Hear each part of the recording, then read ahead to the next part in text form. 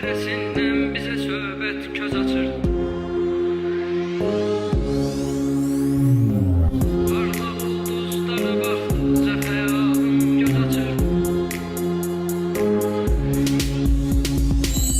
Bir ocaq hatirəsindən bizə söhbət köz açır.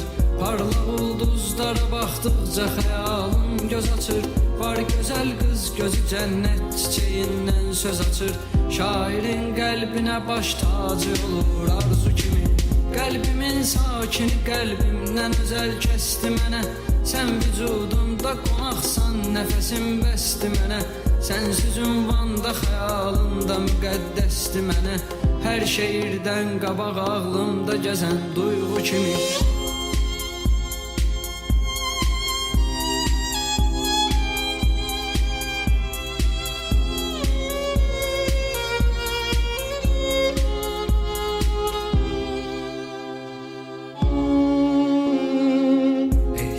Var ona ömrümdə könül şəklində. Ətri sərxoş salır ətrafını gül şəklində. Sözü sevdan asır köksümə tül şəklində. Səsi dildən süzülür ruhuma billur su kimi.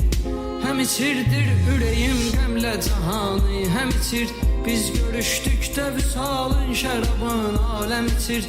Əcəlin eşqə düşən kəslər əlindən qəm içir. Qorxuram ki səni bir gün itirəm qorxu kimi.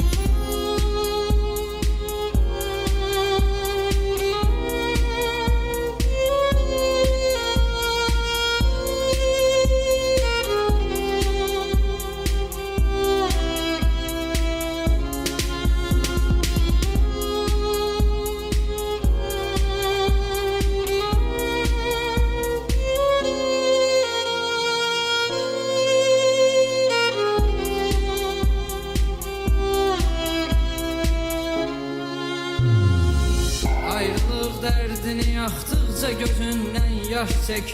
Onun ismin bir ömür qəlbinlə sirdaş çək. Arzular məxfi qalan mənzilə hər gün baş çək. Günbəgün yerdə qalan ömrün apar oğru kimi. Arzular məxfi qalan mənzilə hər gün baş çək. Günbəgün yerdə qalan ömrün apar oğru kimi.